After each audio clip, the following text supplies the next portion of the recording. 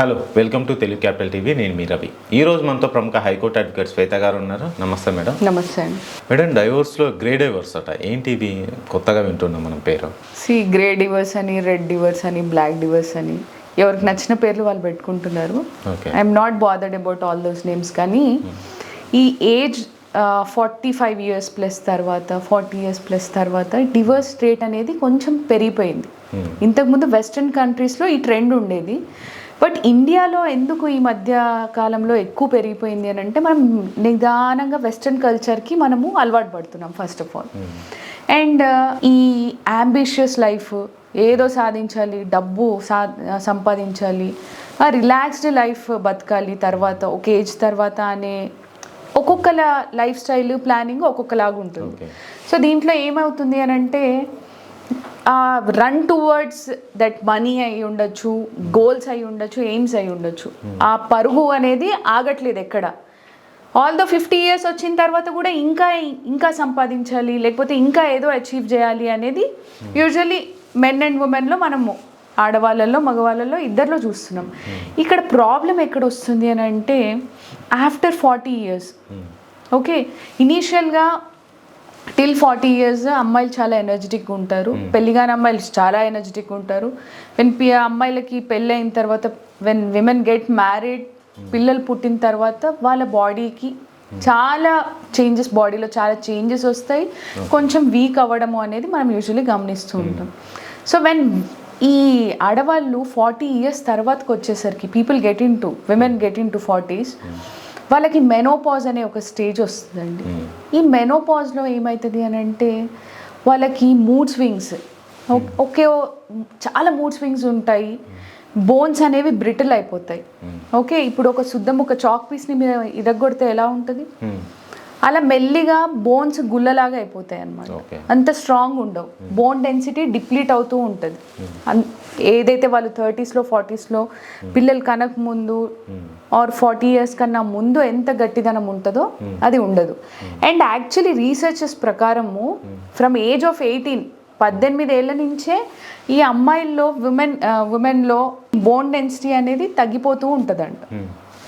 So 40 yearsకి వచ్చేసరికి ఆబ్వియస్గా bone density loss ఉంటుంది. వీళ్ళకి మూడ్ స్వింగ్స్ విపరీతంగా ఉంటాయి మెనోపాజ్ స్టేజ్లో. హార్మోనల్ ఇంబ్యాలెన్స్ ఎక్కువ ఉంటుంది. ఓకే, ఈ హార్మోనల్ ఇంబ్యాలెన్స్ వల్ల వాళ్ళకి ఒంట్లోంచి ఇట్లా వేడి పుడుతున్నట్టు, హాట్ ఫ్లషెస్ అంటారు, చాలా నీరసంగా, ఒక్కోసారి చాలా డల్గా ఉంటారు, డిప్రెస్డ్గా ఉంటారు, ఎవరితో ఎక్కువ మాట్లాడడానికి ఇష్టపడరు, సడన్గా కోపం వచ్చేస్తుంది, ఏమైనా అంటే గట్టిగా అరిచేయడము, యాంగర్ ఇష్యూస్ ఉంటాయి, లేదు అంటే ఏడ్చేస్తారు. ఏదైనా minutest, although they might be ఎంతో స్ట్రాంగ్ విమెన్ అయినా కానీ చిన్న విషయానికి ఏడ్చేస్తూ ఉంటారు, ఏమైందమ్మా అంటే చెప్పరు. సో ఇవన్నీ హార్మోనల్ ఇంబ్యాలెన్స్ మెనోపాజ్ స్టేజ్లో యూజువల్లీ ఉంటాయండి. ఈ స్టేజ్లో వీళ్ళు ఏం ఎక్స్పెక్ట్ చేస్తారు అంటే, హస్బెండ్ దగ్గర నుంచి కానీ, పేరెంట్స్ దగ్గర నుంచి కానీ, పిల్లల దగ్గర నుంచి కానీ ఆ వార్మ్త్, లవ్, కేర్, ఎఫెక్షన్ వీటిని ఎక్స్పెక్ట్ చేస్తారు. వాళ్ళని ఒక చిన్నపిల్లలాగా చూసుకోవాలను. చిన్నపిల్లలాగా చూసుకోవాలి అని అంటే ఎత్తుకొని తిరగమని ఎవరు అడగరండి. వాళ్ళ పట్ల కొంచెం కేర్గా, తిన్నావా, హౌ ఆర్ యూ ఫీలింగ్, బాగున్నావా, ఏదైనా ప్రాబ్లం ఉంటే నాకు చెప్పు, నీకు నీరసంగా ఉంటే డాక్టర్ దగ్గరికి వెళ్తాము. ఎందుకంటే యూజువల్లీ ఈ స్టేజెస్లో ఏమవుతుందంటే, కాల్షియం డెఫిషియన్సీ విపరీతంగా ఉంటుంది, విటమిన్ డి డెఫిషియన్సీ ఉంటుంది. విటమిన్ డి డెఫిషియన్సీ ఇప్పుడు చిన్నపిల్లల్లో కూడా చూస్తున్నాం. ఎందుకంటే we hardly get out into sun. అసలు ఎండలో పొద్దున్నే ఎంతమంది నుంచి ఉంటామండి? ఎవరు యూజువల్లీ చాలా రేర్. ఇంతకుముందు స్కూల్లో అసెంబ్లీస్ ఎందుకు కండక్ట్ చేసేవాళ్ళు? ఎవ్రీ దానికి ఒక రీజన్ ఉంది. ఆ ప్రేయర్ టైంలో కొంచెం సన్ ఎక్స్పోజర్ ఉంటుంది, ఈ పిల్లలకి విటమిన్ డి డెఫిషియన్సీ అనేది ఉండకూడదు అని. ఇప్పుడు స్కూల్స్ ఎలా అయిపోయినాయి, మొత్తం క్లోజ్డ్ ఎన్విరాన్మెంట్స్, హార్డ్లీ ఆ ఎండ అనేది పిల్లలకి తగలదు. ఇంకా విమెన్ అంటే వాళ్ళు ఇంట్లోనే ఉంటూ ఉంటారు. ఓకే, సరే వర్క్కి వెళ్తారు అనుకుందాం, ఈ హౌస్ హోల్డ్ కోర్స్ అని ఇంట్లో పనులన్నీ ముగించుకునేసరికి మధ్యాహ్నం అయిపోతుంది. ఆ ఎండ it's not suitable for vitamin D. Vitamin D మన బాడీ జనరేట్ చేసుకోవాలంటే సన్లైట్ ఉండాలి. ఓకే, సో ఈ 40sలోకి వచ్చేసరికి vitamin D deficiency, B12 deficiency, ఇవన్నీ ఉంటాయి. ఈ B12 డెఫిషియన్సీ వల్ల వాళ్ళకి నీరసము, అండ్ ఐరన్ డెఫిషియన్సీ ఉంటుంది. సో యూజువల్లీ ఇవన్నీ దీస్ కైండ్స్ ఆఫ్ డెఫిషియన్సీస్ చూస్తుంటాం. ఇవన్నీ వాళ్ళ బాడీస్లో తక్కువ ఉండడము అండ్ వీళ్ళు ప్రాపర్ ఫుడ్ తీసుకోరు.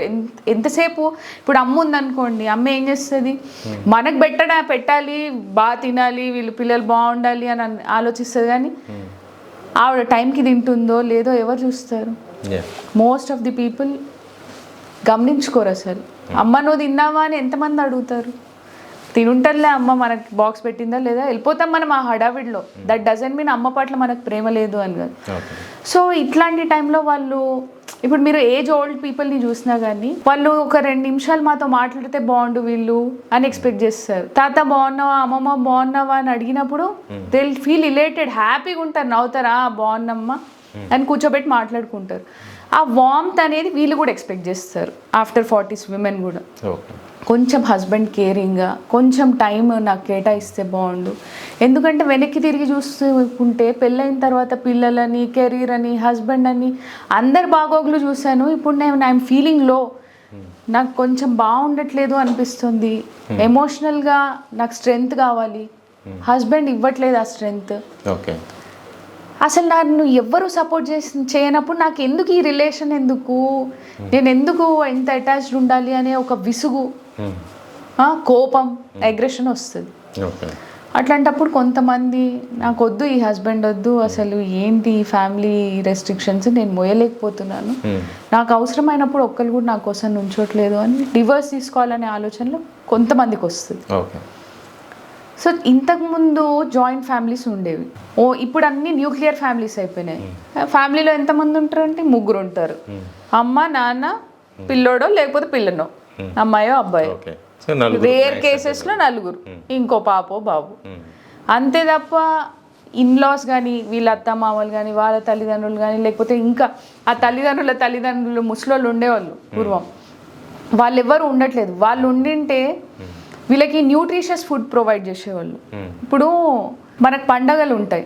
ఇప్పుడు నాగుల చవితి అనే పండుగ ఉందనుకోండి, నాగుల చవితికి యూజువల్లీ ఏం పెడతారు దేవుడికి అని అంటే నువ్వుల ముద్ద విత్ దాంట్లో బెల్లం కలిపి దంచి పెడతారు, ఇలాచి అట్లాంటివి వేసి, కావాలంటే డ్రై ఫ్రూట్స్ వేసుకొని అది దేవుడికి నైవేద్యంగా పెడతారు. అవి చాలా లడ్డూస్ చేస్తారు. అవి ఆ నెలంతా తింటూ ఉంటారు. In the month of November అనుకోండి, కార్తీక మాసం టైంలో. ఈ టైంలో విపరీతమైన చల్ల క్లైమేట్ ఉంటుంది.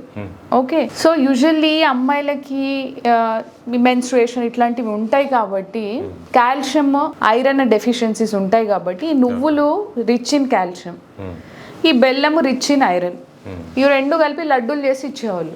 సో అప్పుడులో ఈ డెఫిషియన్సీలు ఉండేవి కావు. ఒకవేళ ఈ విమెన్ లోగా ఫీల్ అయినా కానీ ఇంట్లో పెద్దోళ్ళు ఉండేటోళ్ళు గమనించుకొని వాళ్ళకి సర్ది చెప్పడము, మాట్లాడడము అది ఉండేది. అప్పుడు ఎక్కువ హస్బెండ్ని నేను మిస్ అవుతున్నాను అనే ఆ థాట్ ఉండేది కాదు.